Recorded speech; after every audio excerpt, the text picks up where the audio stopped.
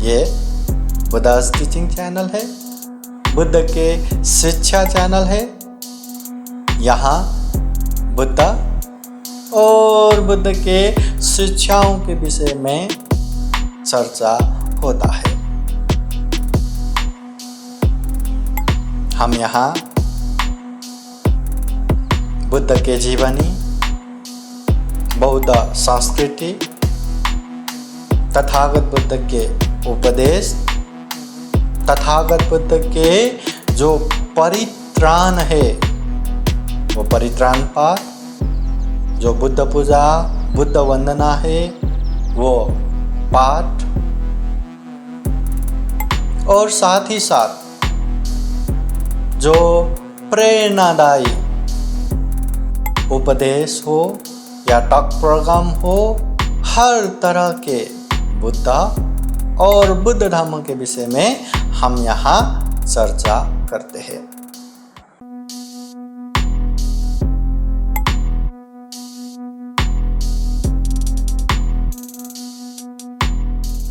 समन्ता चक्रवालेषु अत्र गच्छन्तु देवता सतमं मुनिराजः शृण्वन्तु सकमोक्षदम्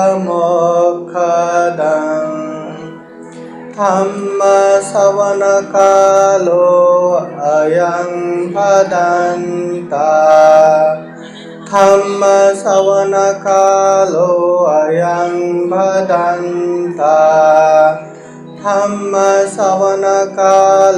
अयं भदन्तः। नमो तस्सै भगवतो अरहतो सम्मा सम्बुद्दस्स। सबे सत्ता कम्मसका कम्मदायाद कम्मयोनि कम्मबन्धो कम्मपतिशरण यं कम्मं करिष्यन्ति कल्याणं वा पापकं वा तत्सदायाद भविष्यन्ति।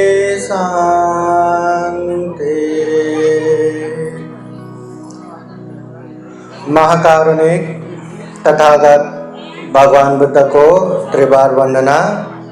महाकारुणिक तथागत बुद्ध द्वारा देशित सुआख्यात धम्म को त्रिबार वंदना।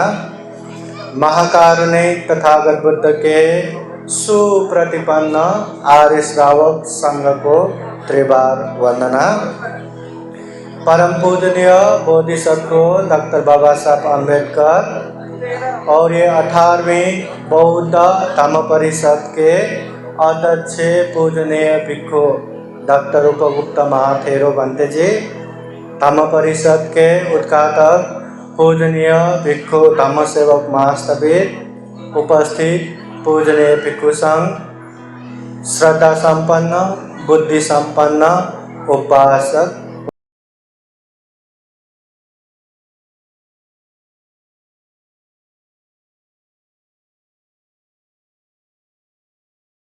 दुनिया भर के धम्म को देखने के बाद, अध्ययन करने के बाद जो सबसे साइंटिफिक, सबसे वैज्ञानिक और जिस धम्म में कोई जातीय भेदभाव नहीं, ऊंच नीच का भेदभाव नहीं, यहाँ केवल इंसानों को इंसान की तरह एक समान व्यवहार करता है, मानवतावादी है।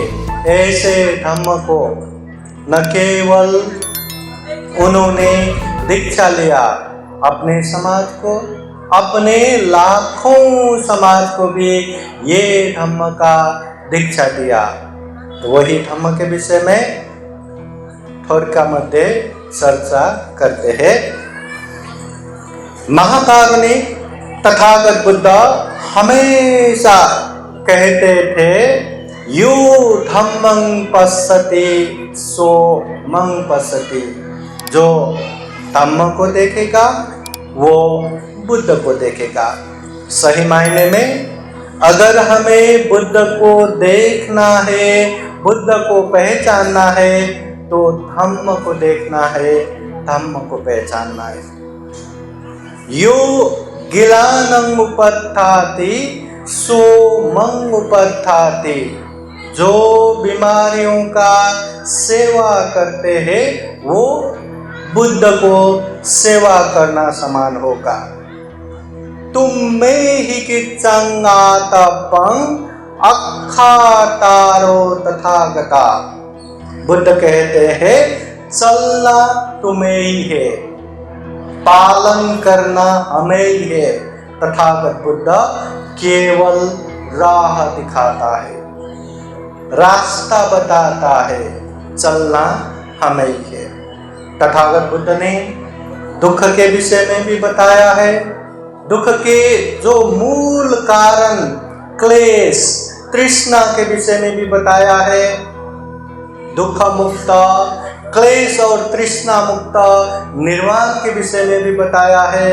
और वो निर्वाण प्राप्ति के लिए मध्यम मार्ग, आर्य अष्टांगिक मार्ग के विषय में भी बताया है।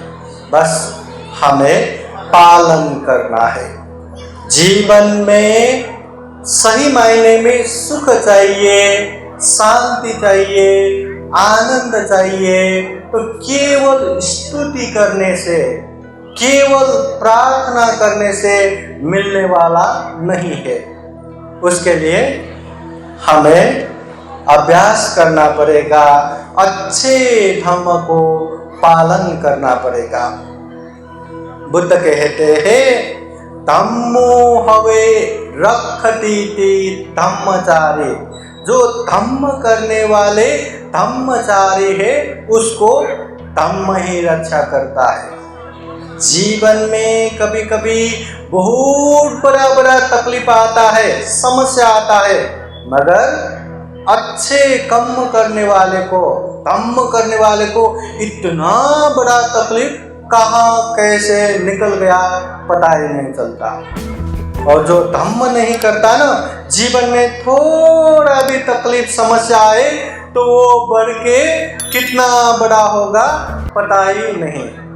इसलिए जीवन में धम्म करना चाहिए। धम्म करने वाले को धम्म ही रक्षा करता है। तथागत बुद्ध कहते हैं सुनाथ धारेथ चराथ धम्म। धम्म क्या है? सबसे पहले सुनो, सुनाथ धारेथ। जो सुना है उस धम्म को धारण करो। सबसे पहले सुनना जरूरी है।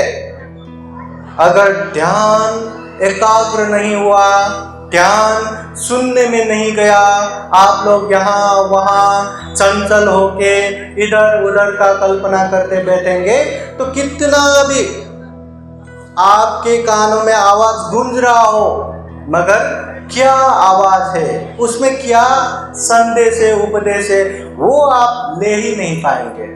अगर ले ही नहीं पाएंगे तो फिर पालन क्या करोगे?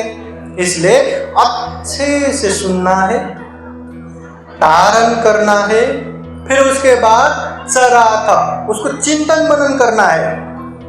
कोई भी बातें, अरे बड़े बंदे जी ने बोला है साधु साधु साधु मैं ऐसा ही पालन करूंगा, नको, ऐसा नको। ये धम्म ऐसा नहीं है, दास नहीं है, ये दास बनाने वाला धम्म नहीं है। बुद्ध भी कहते हैं मैंने या बुद्ध ने कहा है कह के भी आंख बंद करके स्वीकार मत करो। हम मनुष्य है, सर्वश्रेष्ठ प्राणी है, हम में विवेक बुद्धि है, चिंतन मनन करने की शक्ति है, ठीक बेठीक, अच्छा बुरा, योग्य अयोग्य, पाप धम्म समझने का प्रज्ञा भी है। तो अच्छे से समझ के, जान के अच्छा लगा तो पालन करना है, अच्छा नहीं लगा तो उसको एक जगह पे रख दो। मगर एक चीज ये भी है, अच्छा लगा तो पालन करना है। अरे साधु साधु ये तो बहुत अच्छा है, पालन भी करना चाहिए, पर अभी नहीं, मैं रिटायर होने के बाद पालन करूंगा, या मैं अगले जन्मदिन के बाद पालन करूंगा, या अगले समय, ऐसा नहीं। बुद्ध ने जो धम्म का उपदेश दिया ना, रिटायर्ड लाइफ में अलग इसको समय देके पालन करने वाला धम्म नहीं। जो जहां जैसे है, जो भी प्रोफेशन में है, जो भी व्यवसाय में है, वहां वैसे ही रह के धारण करने वाला, पालन करने वाला ये धम्म है। जीवन में आने वाले हर समस्या का समाधान है ये धम्म। जीवन जीने की कला है ये धम्म। और हम जी रहे हैं, और धम्म बाद में पालन करूंगा, फिर कैसे होगा? इसलिए धम्म को अच्छे से सुनना है, समझना है, और प्रज्ञा से चिंतन मनन करके अच्छा है तो पालन करना है। प्रज्ञा से जानना जरूरी है। बुद्ध कहते हैं पඤ्ඤावन्तस्स अयं धम्मो, ये धम्म प्रज्ञावानों के लिए है। प्रज्ञा चाहिए। अगर आप दान दे रहे हो और उसमें प्रज्ञा नहीं, तो दान भी कभी कभी गलत हो जाता है। अगर शील पालन कर रहे हो, प्रज्ञा नहीं, कभी कभी शील भी अति या दुश्शील हो जाता है। ध्यान कर रहे हो, भावना कर रहे हो, समाधि कर रहे हो, और प्रज्ञा नहीं, तो ध्यान भी गलत हो जाता है। इसलिए प्रज्ञा होना जरूरी है। ये धम्म प्रज्ञावानों के लिए है, ऐसा तथागत बुद्ध कहते हैं। अभी बहुत धम्म देशना हो चुका है, आगे भी होना बाकी है। इसलिए ज्यादा समय न लेते हुए छोटा छोटा धम्म देशना एक कहानी के रूप में, छोटी कहानी के रूप में आप लोगों को जितना हो सके उतना समझाता हूँ। एक बार तथागत बुद्ध के सामने शुभ मानव आके प्रश्न करता है, ओ भगवान, इस दुनिया में इंसान होके एक समान क्यों नहीं है? कोई गरीब है, कोई धनवान है, कोई जल्दी मर रहा है और कोई दीर्घायु है, कोई ज्यादा ही बीमार है और कोई बहुत हेल्दी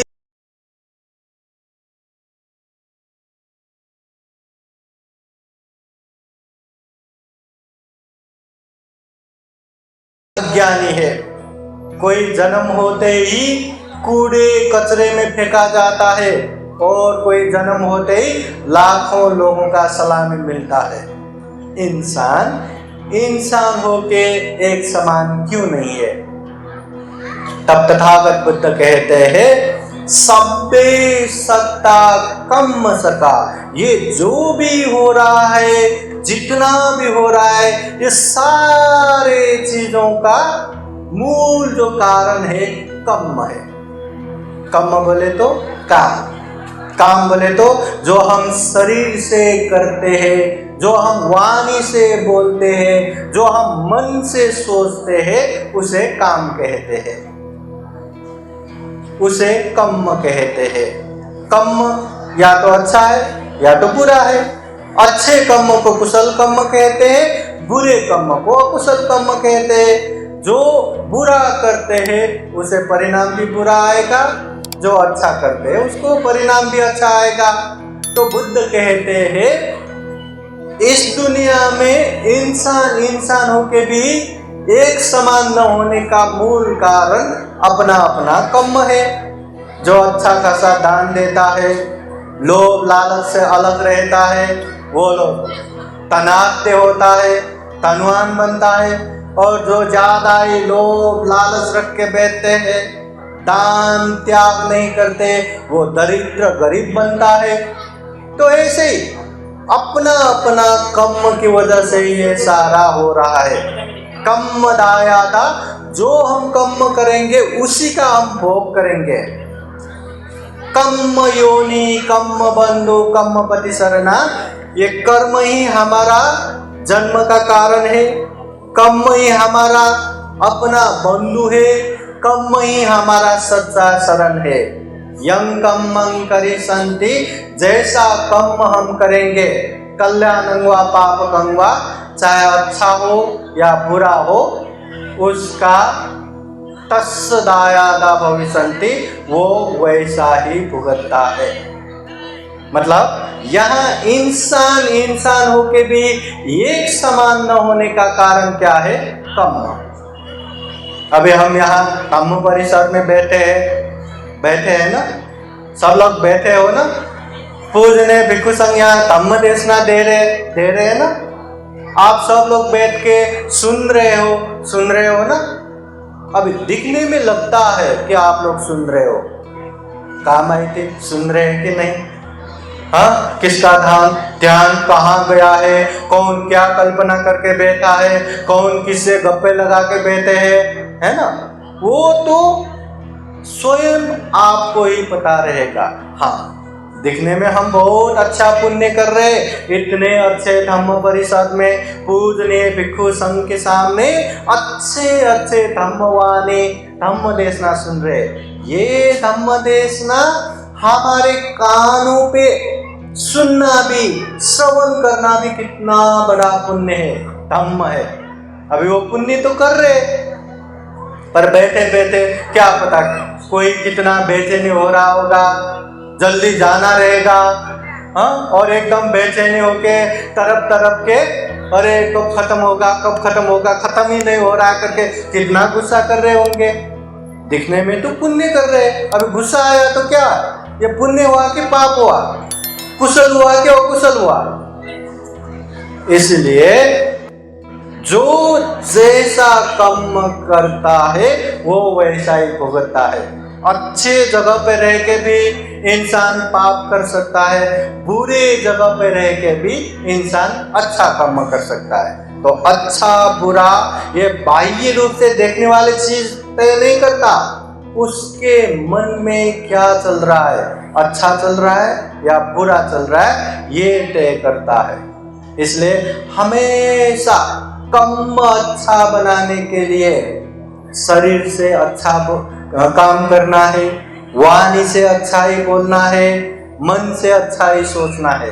कभी भी शरीर से बुरा करने को गया तो उससे आने लगा तो उसको रोकना है। मन से सोचते अनेक गलत सोचने लगा तो समझ लेना मैं अकुशल कर रहा हूँ, मैं पाप कर रहा हूँ, उसे रोकना है। जब तक हम अच्छा कर्म नहीं करेंगे तब तक हमारा कल्याण हो ही नहीं सकता। आप लोगों को पता है ना, डॉक्टर बाबा साहब अम्बेडकर उन समय में, उन परिस्थिति में, उन समाज में जन्म होके भी उन्होंने अपने कर्म की वजह से इतना पढ़ लिख लिया कि दुनिया में सिंबल ऑफ नॉलेज, ज्ञान के प्रतीक के रूप में माना जाता है। बौद्ध जगत में बोधिसत्व के रूप में माना जाता है। बोधिसत्व जो भविष्य में जाके बुद्ध बनने वाले सत्व, कितना बड़ा सम्मान। तो ये कर्म की वजह से है। न दत्सा वसलो होती, न दत्सा होती ब्राह्मणों। जन्म से कोई छोटा भी नहीं होता, जन्म से कोई बड़ा भी नहीं होता। कम्मना वसलो होती, कम्मना होती ब्राह्मणों। उसके कर्म से ही, उसके काम से ही वो छोटा होता है, उसके काम से ही वो बड़ा होता है। इसलिए कर्म अच्छा करना है, शरीर से अच्छा काम करना है, वाणी से अच्छा बोलना है और मन से भी अच्छा सोचना है, तब जाके हमारा कल्याण होगा। एक समय तथागत बुद्ध धम्म प्रचार प्रसार के क्रम में एक गांव में पहुंच गए। जब तथागत बुद्ध गांव में पहुंच गए तो वहां ढेर सारे लोग बुद्ध को दर्शन करने के लिए आए, बुद्ध के उपदेश सुनने को आए। और देखते ही देखते वहां ढेर सारे लोग जमा हो गए।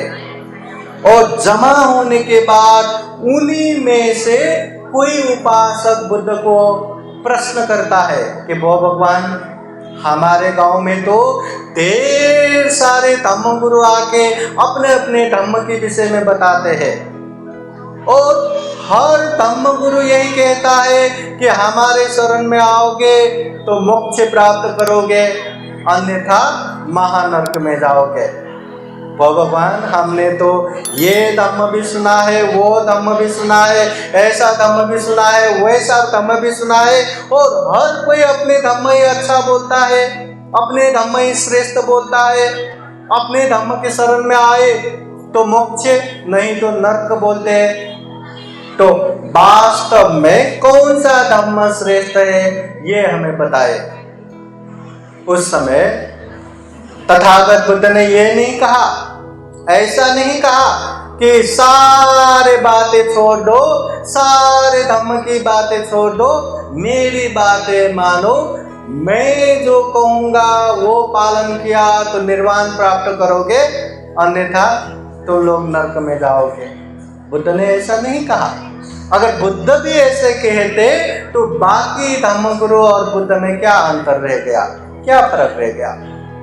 तब तथागत बुद्ध कहते हैं, हे उपासक उपासिकाएं, ये धम्म श्रेष्ठ, वो धम्म श्रेष्ठ, ऐसा धम्म श्रेष्ठ, वैसा धम्म श्रेष्ठ, ये कहने से भी केवल दो चीजें याद रखो। दो चीज जो याद कर सकते हैं ना, केवल दो चीजें याद करो। जो धम्म ये दो चीज सिखाते हैं वो धम्म श्रेष्ठ है, वो धम्म उत्तम है। कौन सा दो? बुद्ध कहते हैं दुख और दुख मुक्ति। जो धम्म दुख के विषय में बताते हैं और जो धम्म वो दुख का मुक्ति का उपाय भी बताते हैं, वही धम्म श्रेष्ठ है, वही धम्म उत्तम है। दुनिया में बहुत सारे धम्म है कि वहां जाएंगे तो चलते चलते चलते चलते व्हाट नेक्स्ट, अब क्या, मतलब वहां जाके क्या अभी हमारा क्लेश खत्म हो गया क्या, हमारा दुख से अंत हो गया क्या, हम मार्ग फल में पहुंचे क्या, दूर दूर तक नहीं दिखाई देता। इसलिए जो धम्म दुख और दुख मुक्ति बताता है, सिखाता है, वही धम्म श्रेष्ठ, वही धम्म उत्तम।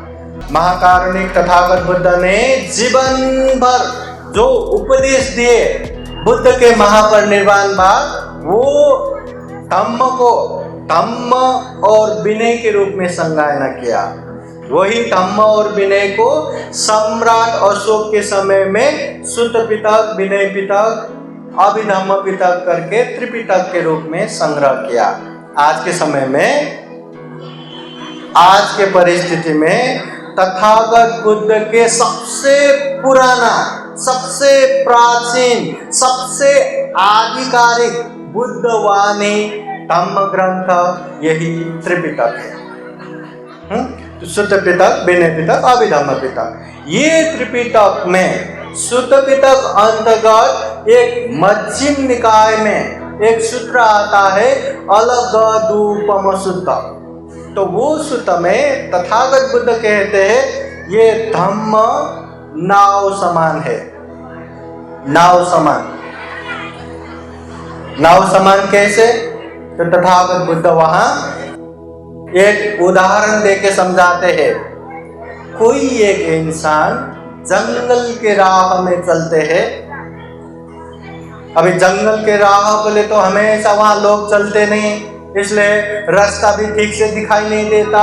तो चलते चलते चलते चलते वो रास्ता भटक गया, अभी रास्ता नजर नहीं आ रहा है। अब क्या करूं? जंगल इतना भयावह, इतना कि वहां तो अभी कुछ भी दिखाई नहीं दे रहा है कि किस दिशा से आए, किस दिशाओं में जाना है, उत्तर कहाँ है, पूर्व कहाँ है, पश्चिम क्या, कुछ भी पता नहीं चल रहा है। तो वो डर के मारे यहाँ भागता है, वहां भागता है। अरे वो जंगल है, कभी भी कहीं से भी कोई भी जानवर आके उसको मार सकता है, अंधेरा हुआ तो और भयानक। तो वो भागते भागते अपने जान बचाने के लिए इधर उधर भागते भागते अंततः वो जंगल के एक किनारे में पहुंच ही जाते हैं। वो किनारे में बहुत बड़ा नदी है। वो देखता है, वो जहां खड़ा है वो जंगल भयावह है, कभी भी वो मर सकता है। और नदी के उस किनारे देखते हैं, वहां कोई भी डर नहीं, कोई भी त्रास नहीं। तो वो तो इच्छा उसी किनारे जाने का ही करेगा, मगर जाएंगे कैसे? नदी इतना बड़ा कि वो ऐसे तैर के भी नहीं जा सकता, और वहां जाने के लिए पुल भी नहीं।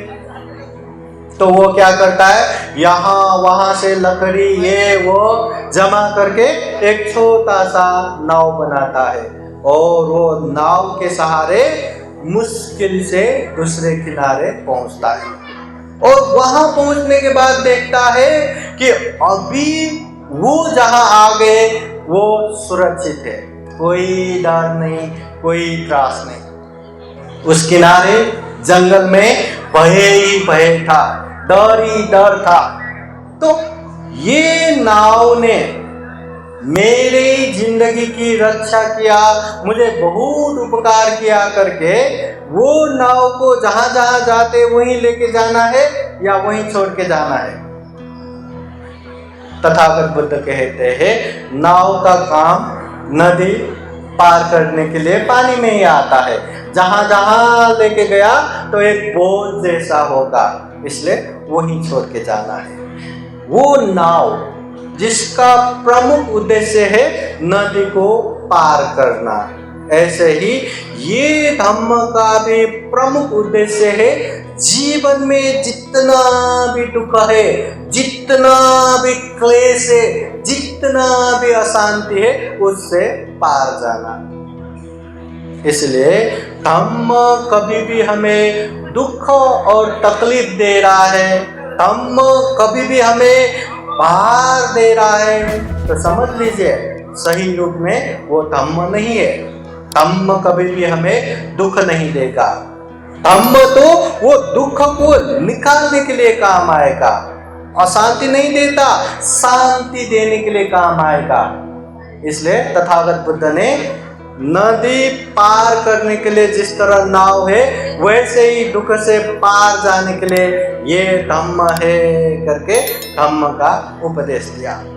तथागत बुद्ध ने ये धम्म का उपदेश सरल भाषा में लोगों को जैसा समझ में आते उस तरह से व्यवहारिक रूप से बताया है, व्यवहारिक रूप से समझाया है। अभी व्यवहारिक रूप भी कैसे? एक बार तथागत बुद्ध धम्म देशना दे रहा था। एक भिक्षु उठ के पूछते हैं, भगवान ये संसार का उत्पत्ति कब हुआ, ये संसार का विनाश कब होगा, मनुष्य का जन्म कहाँ से शुरू हुआ, मनुष्य का अंत कहाँ जाके खत्म होगा, ऐसे ही प्रश्न कर रहे थे। तो तथागत बुद्ध वही भिक्षु को पूछते हैं, हे भिक्षु मैं तुम्हें ही एक प्रश्न करता हूँ, ध्यान से सुनो। तथागत बुद्ध अभी पूछता है कि कोई एक इंसान सुनसान राह पे चल रहे थे, अचानक से कहीं से एक बाण आया, उसके छाती में लग गया, घाव हो गया, गिर पड़ा, खून बहने लगा, तड़पने लगा।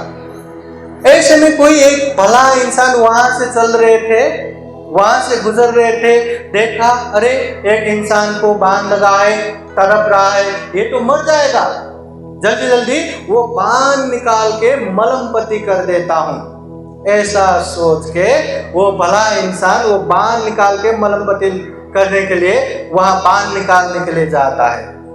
उस समय वो घायल इंसान, ठहरो, ये बाण मत निकालो, पहले मुझे ये बताओ कि ये बाण किसने मारा।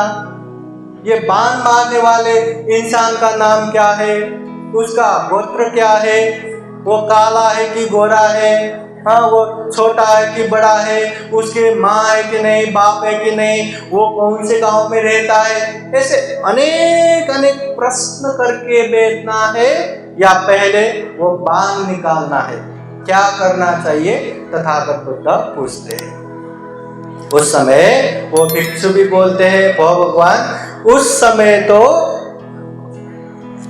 वो बाण ही निकालना चाहिए, अगर वो बाण नहीं निकाला तो वो जल्दी मर जाएगा,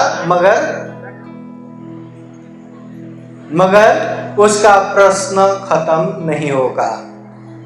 तो तथागत बुद्ध कहते हैं, हाँ है भिक्षु, ऐसे ही ये जीवन में भी जरा जीर्ण मरण रूपी आग जल रहा है। न चाहते हुए भी हम बुढ़ापे में जा रहे हैं, न चाहते हुए भी हम बीमार हो रहे, न चाहते हुए भी हम मृत्यु के नजदीक नजदीक नजदीक जा रहे।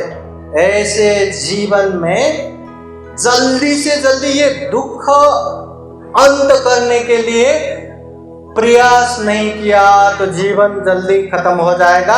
अगर ये दुनिया कब से शुरू हुआ, कब खत्म होगा, ऐसा पूछते रहेंगे, इसके पीछे लगते रहेंगे तो जीवन खत्म होगा, मगर वो खत्म नहीं होगा। इसलिए महाकारुणिक तथागत बुद्ध कहते हैं, सबसे पहले जो जीवन में दुख है वो दुख मुक्ति के लिए प्रयास करना चाहिए। संसार का उत्पत्ति कहाँ, कब हुआ, विनाश कब होगा, ये जानने के बाद भी सो हुआ क्या हुआ, क्या हमारे जीवन के दुख खत्म हुआ, क्या हम श्रोता प्रतिफल पहुंच गए, सकेटागामी अनागामी अरहत हो गए क्या? नहीं, कुछ भी नहीं। इसलिए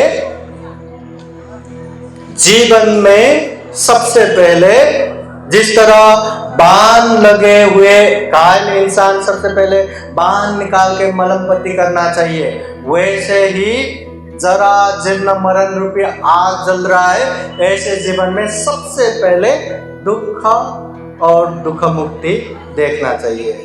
हाँ, ऐसा देखा तो ही जीवन में जल्दी से जल्दी हम दुख मुक्ति की तरफ बढ़ सकते हैं, नहीं तो कब कहाँ जीवन खत्म हुआ पता ही नहीं चलता। एक बार तथागत बुद्ध ने भिक्षुओं को जमा करके थोड़ा सा नख में धूल लेके पूछते हैं, ए भिक्षुओं बताओ ये मेरे नख में ज्यादा धूल है या पृथ्वी में ज्यादा धूल है? तो सारे भिक्षु लोग कहते हैं, भगवान आपके नख में तो थोड़ा ही एकदम न्यून गौण ही धूल है, इस संसार में तो धूल ही धूल से भर पड़ा है। तब तथागत बुद्ध कहते हैं, हे भिक्षु, इस दुनिया में अच्छे करने वाले, अच्छा करके अच्छा परिणाम भुगतने वाले, ये नख में जितना धूल है उतना ही है, बाकी तो बुरा करने वाले, बुरा करके बुरा फल भुगतने वाले, तड़पने वाले, रोने वाले, चिल्लाने वाले, ऐसा लोग ही ज्यादा है। अभी हम पृथ्वी में पड़े धूल के समान है या नख में पड़े धूल के समान है? कहाँ है वो खुद को ही पता रहेगा। अगर पृथ्वी में पड़े धूल के समान होना है, आसान है, अरे हिंसा नहीं करना, वो तो कर रहा है ना, हम क्यों नहीं कर रहे? घर में मच्छर मारने के लिए क्या वो इलेक्ट्रिक बैट ये वो रख के मारते हैं, उसके पास है तो मैं क्यों नहीं? करते जाओ। अरे वो चोरी कर रहा है, मैं क्यों नहीं? करते जाओ। अरे वो बेविचार करता है तो मैं क्यों नहीं? करते जाओ। अरे वो तो झूठ बोलता है अच्छे से, हाँ खोटा बोलते तो मैं क्यों नहीं बोलूं? बोलते जाओ। वो तो दारू पीता है, नशा करता है, तंबाकू खाता है, ये करता है, वो करता है, करते जाओ। गलत करने वाले तो पृथ्वी में धूल समान है। नहीं, अगर हमें पृथ्वी में रहे धूल समान नहीं होना है, तो सबसे पहले हमें क्या चाहिए? सुख चाहिए ना, शांति चाहिए ना, आनंद चाहिए ना, दुख चिंता बेचैनी तो नहीं चाहिए ना। तो उसके लिए सुख शांति के लिए क्या करना है? क्या हिंसा करने से सुख शांति मिलेगा क्या? क्या चोरी व्यभिचार झूठ बोलने से मिलेगा क्या? क्या नशा पदार्थ सेवन करने से मिलेगा क्या? नहीं मिलता। अरे बहुत लोगों को देखा ना, नहीं मिलता सुख शांति, तो उससे दूर रहना पड़ेगा। तब जाके अच्छा करने वाले और अच्छा परिणाम भुगतने वाले, जो न्यून गौण थोड़ा ये करके तथागत बुद्ध ने जो कहा है उसमें से हम आ जाएंगे। अभी आप लोग ही डिसाइड कीजिए, आप लोग ही निर्णय लीजिए, क्या जीवन में मुझे सुख शांति चाहिए या जैसे दूसरे लोग जी रहे मैं भी वैसा ही जीऊंगा, मैं भी कभी कभी झूठ बोलूंगा, मैं भी कभी कभी चोरी करूंगा, मैं भी हिंसा करूंगा, या ऐसे ही जीना है? वो आप लोगों के हाथ में ही है, क्योंकि कोई भी हमें जबरदस्ती पाप भी नहीं करवा सकता और कोई भी जबरदस्ती हमें पुण्य भी नहीं करवा सकता। अत्ता ही अत्तनो नाथो, हम खुद के मालिक स्वयं है, कोई नाथ हो परोसिया, कोई हमारे मालिक नहीं है। जबरदस्ती कोई कुछ नहीं करवा सकता। यकीन मानो, आप लोगों को जबरदस्ती ये धम्म परिषद में बिठा दिया, चलो मानो बिठा दिया, अब ये तो पुण्य का काम है, मगर जबरदस्ती बैठने वाले इंसान क्या धम्म देशना सुन सकता है क्या? क्या शांति से बैठ पाएगा क्या? क्या एकाग्र होके धम्म श्रवण कर पाएगा क्या? नहीं, वो तो यहाँ वहाँ चलते रहेगा, खुद तो बेचैनी हो गया, अपने आजू बाजू के सारे लोगों को भी बेचैनी बना देगा, डिस्टर्ब करता रहेगा। पुण्य हो गया क्या? नहीं। इसलिए अच्छा करना या बुरा करना हमारे हाथ में है, और हम अच्छा करेंगे वो कोई चुरा के छीन के भी नहीं ले सकता, और बुरा किया करके किसी अपने को बांध भी नहीं सकता। अच्छा करो या बुरा करो, उसका जिम्मेदारी हम ही है, उसका भागीदार हम ही है, उसका अंशयार हम ही है, हमें ही भुगतना है। अभी एक बात बताइए, हमें जीवन में सुख शांति चाहिए कि नहीं? सुख चाहिए कि नहीं? अभी सुख चाहिए करके दिन में 100 बार जप करने से, प्रार्थना करने से, पूजा करने से वो सुख शांति मिलेगा क्या? हमें बुद्ध गया जाना है, और बुद्ध गया क्या है ये हमें पता है, बुद्ध गया कैसे जाना है ये भी पता है, मगर जाना छोड़ के यहीं बैठे बैठे हे भगवान हमें बुद्ध गया पहुंचा दो, हे भगवान हमें बुद्ध गया पहुंचा दो, पहुंचा देगा क्या? पहुंच जाएंगे क्या? कितना अच्छा होता है ना ऐसे पहुंच जाता तो, अरे ये तो हाँ ले पूजा किया, अभी चलो इसको वरदान देता हूँ, चलो बुद्ध गया इसके पास लेके आता हूँ। ऐसे वरदान देने वाला कोई है? बुद्ध वरदान देगा क्या? नहीं। बुद्ध गया पहुंचना है तो चलो, चाहे आप गाड़ी से चलो, ट्रेन से चलो, फ्लाइट से चलो या पाई चलो, चलना तो शुरू करो, पहुंच जाएंगे। मगर आप चलते ही नहीं, पहुंचेंगे नहीं। हाँ, इसलिए हमें करना जरूरी है। केवल स्तुति करने से, प्रार्थना करने से मिलने वाला कुछ भी नहीं। सुख शांति चाहिए तो सुख शांति वाला काम भी करना चाहिए। विशेषतः गृहस्थाश्रम में रहने वाले, परिवार में रहने वालों को तथागत बुद्ध ने सुख शांति के लिए बहुत ही आसान तरीका बताया है, जो हम रेगुलर सुनते हैं, जो हम रेगुलर प्रार्थना करते हैं। अभी उसी को एक कहानी द्वारा बताता हूँ, कहानी समझ में आएगा।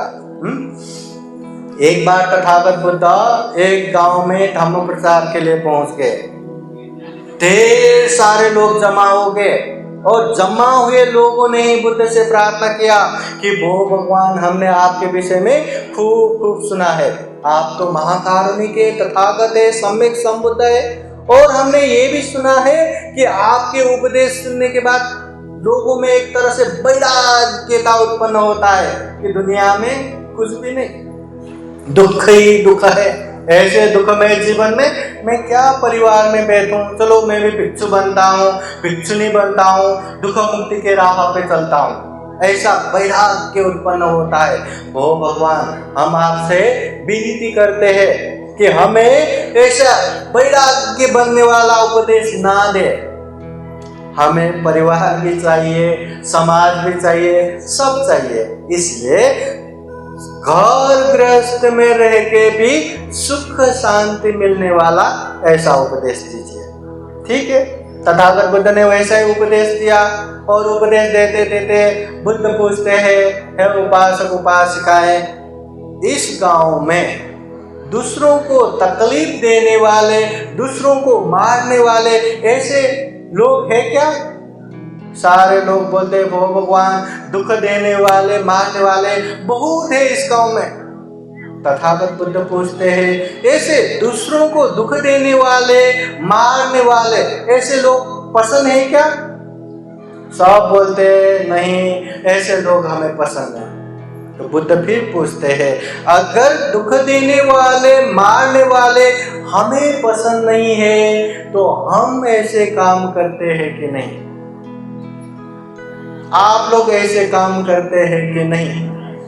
जब तथागत बुद्ध ने पूछा तो सब लोग एक दूसरे का चेहरा देख के नीचे झुक के बैठते हैं। बुद्ध कहते हैं, अत्तानं उपमं कृत्वा, अपने आप को उदाहरण के रूप में रखो। जैसे दुख देने वाले, मारने वाला हमें पसंद नहीं तो दूसरे ने हम करेंगे तो दूसरों को भी पसंद नहीं आएगा। इसलिए किसी को भी मारो ना, किसी को भी दुख मत दो। दुख देने वाले, मारने वाले पसंद नहीं है तो हमें भी नहीं करना चाहिए, दूसरों को भी पसंद नहीं आएगा।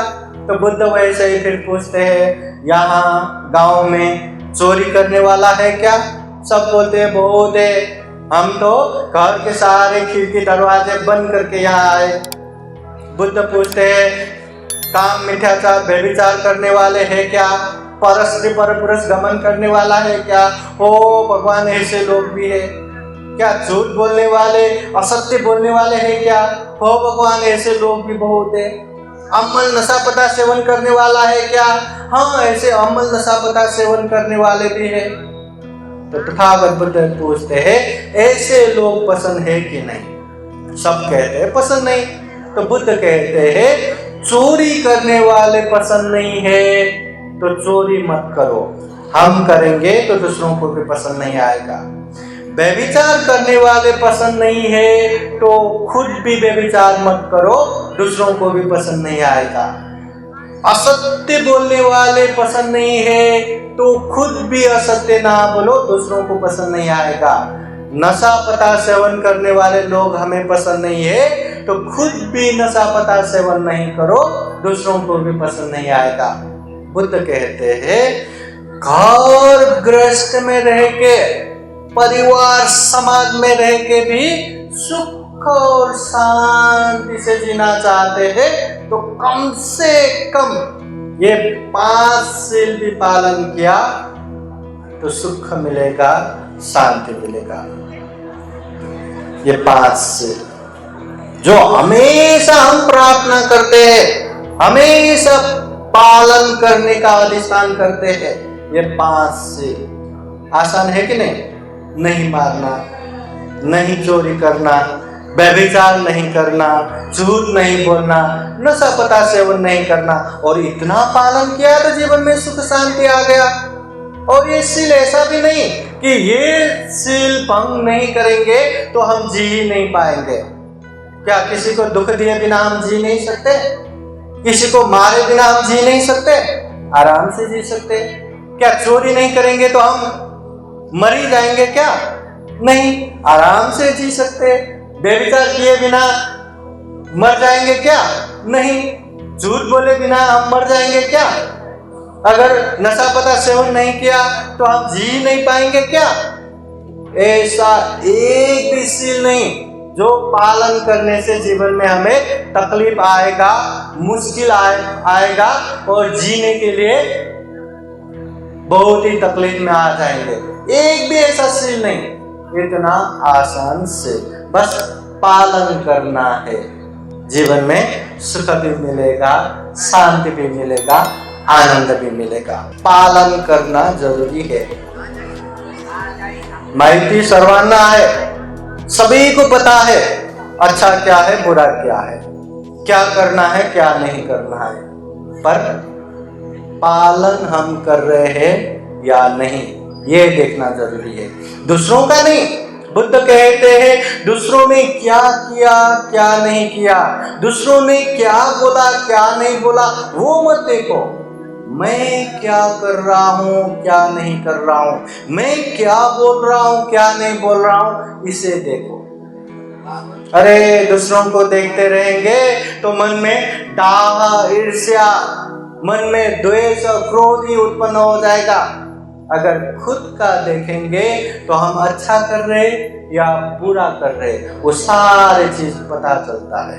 और जब एक बार पता चला, जब एक बार महसूस किया कि मैं गलत कर रहा हूं, बस मैं गलत कर रहा हूं, ये पता होते ही, ये महसूस होते ही वो कार्य से दूर रहने का प्रयास वो अवश्य करेगा।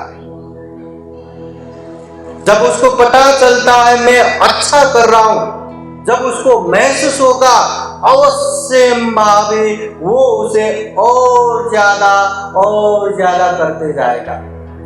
चाहे दान देने में हो, चाहे शील पालन करने में हो, चाहे ध्यान भावना करने में हो। जब पता चला मैं अच्छा कर रहा हूं, जब महसूस हुआ मैं अच्छा कर रहा हूं, वो और ज्यादा करते जाएगा। और जब पता चला मैं किसी को दुख दे रहा हूं, मैं चोरी कर रहा हूं या मैं गलत कर रहा हूं, जब महसूस होगा वो उससे दूर रहने के प्रयास भी करेगा। इसलिए बुद्ध ने धम्म को 3 लेवल में बताया है, 3 तह: परियति, प्रतिपत्ति, प्रतिवेद। परियति सबसे पहला तह है जानो, सीखो। बाबा साहब भी कहते हैं ना, सीखा, पहले सीखना जरूरी है, पहले ज्ञान जरूरी है। क्या करना चाहिए, क्या नहीं करना चाहिए, क्या करने से क्या होगा, क्या नहीं करने से क्या होगा, सबसे पहले पता तो होना चाहिए। हाँ, तो सबसे पहले जानो। बुद्धवाणी, भगवान बुद्ध के उपदेश, भगवान बुद्ध के शिक्षा, सबसे पहले जानना है, इसे कहते हैं परियति। फिर उसके बाद प्रतिपत्ति, जो जाना है उसको पालन भी करो, अभ्यास भी करो। पालन नहीं करेंगे तो कोई भी धम्म का कोई भी अर्थ नहीं है। हम धम्म पालन गाथा में भी एक गाथा कहते हैं ना, न तावता धम्म धरो यावता बहुभासति यो चापम्पि सुत्वान धम्मं कायेन पश्यति सवे धम्मधरो होति यो धम्मं न पमज्जति। न तावता धम्मधरो यावता बहुभासते। ज्यादा धम्म की बातें करने से वो धम्मधर नहीं होगा। ज्यादा बातें करने से वो पंडित ज्ञानी नहीं होगा। चाहे थोड़ा ही बात करो, चाहे थोड़ा ही जानो, वो अनुसार पालन करेंगे तो वो धम्मचारी होगा। इसलिए ज्यादा जानना, ज्यादा सीखना, ज्यादा बातें करना ये महत्वपूर्ण नहीं है। महत्वपूर्ण ये है कि पालन करना। इसलिए जो धम्म का पालन करेंगे, अच्छे धम्म सीख के पालन करेंगे, उसे प्रतिपत्ति कहते हैं। अगर अच्छे धम्म सीखेंगे, अच्छे धम्म पालन करेंगे तो अच्छा परिणाम भी आएगा, जीवन में सुख भी मिलेगा, शांति भी मिलेगा। और मार्गफल, जो हम दुख मुक्ति के मार्गफल कहते हैं ना, श्रोतापति, सकिदागामी, अनागामी, अरहत, ऐसे फल भी हमें मिलना शुरू हो जाएगा। इसे कहते हैं प्रतिवेद। तो वो मार्गफल प्राप्त करने के लिए हमें क्या करना है? सबसे पहले सीखना है, जानना है। दूसरे नंबर में पालन करना है, फिर जाके उसका अच्छा परिणाम आएगा। अभी जानने का काम तो हम करते हैं और अच्छा परिणाम भी आएगा ये भी पता है, पर अभ्यास नहीं करते। अभ्यास करना जरूरी है। अंत में एक जीवन का प्राथमिकता क्या होना चाहिए? संयुक्त निकाय में तथागत बुद्ध एक छोटा सा उदाहरण देके कहते हैं, अगर कोई इंसान कोई काम पे निकला हो और अचानक से उसके सर पे आग लग गया हो, तो उसको क्या करना चाहिए? आग लगता है तो लगने दो, मेरा इतना इतना काम है, सबसे पहले सारा काम करता हूँ, सारा काम निपटाता हूँ, फिर आराम से ये आग बुझाऊंगा, ऐसा कह के वो सारे काम पे जाएगा, या पहले सर पे लगा आग बुझाएगा? तो सबसे पहले सर पे लगा आग ही बुझाना चाहिए।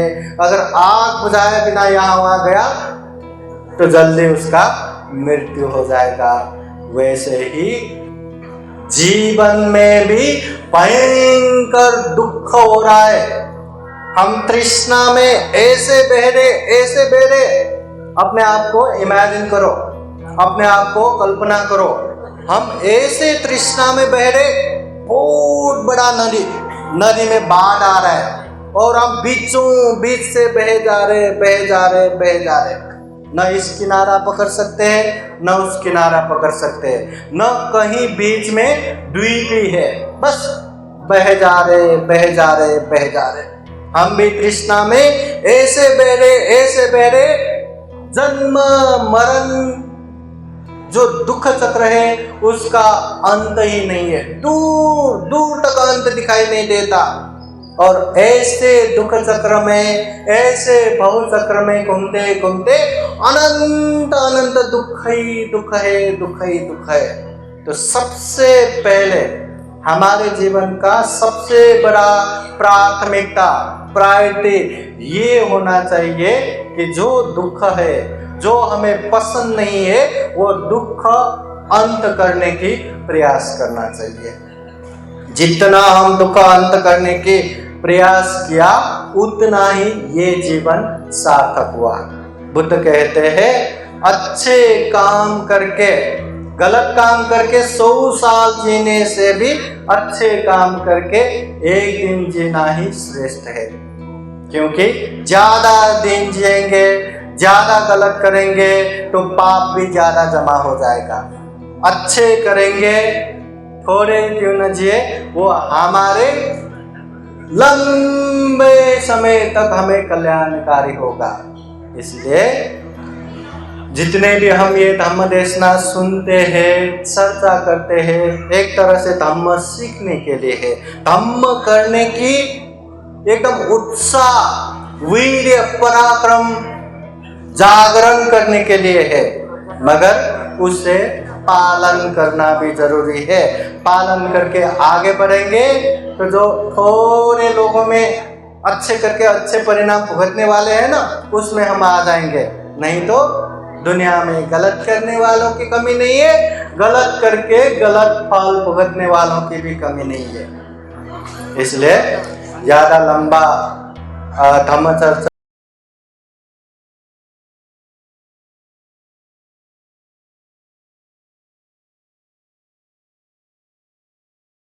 धम्म कर सके, अच्छे धम्म के विषय में सुन के खुद के प्रज्ञा, फिर खुद के विवेक बुद्धि, खुद के चिंतन मनन से जो अच्छा है उसे निरंतर अभ्यास करके आगे बढ़ सके। खूब पुण्य करते हुए, खूब कुशल कर्म करते हुए, दुर्लभ अमूल्य सर्वश्रेष्ठ जीवन को सफल बना सके, सार्थक बना सके, जन्म जरा व्याधि मरण मुक्त सभी दुखों से अलग निर्वाण तक प्राप्त कर सके, ऐसी कामना करते हुए ये धम्म देशना यही समापन करता हूँ। सबका मंगल हो, सबका कल्याण हो। भवतु सब मंगलम। साधु साधु साधु। बुद्धं नमामि, बुद्ध को नमन करता हूँ। धम्मं नमामि, धम्म को नमन करता हूँ। संघं नमामि, संघ को नमन करता हूँ।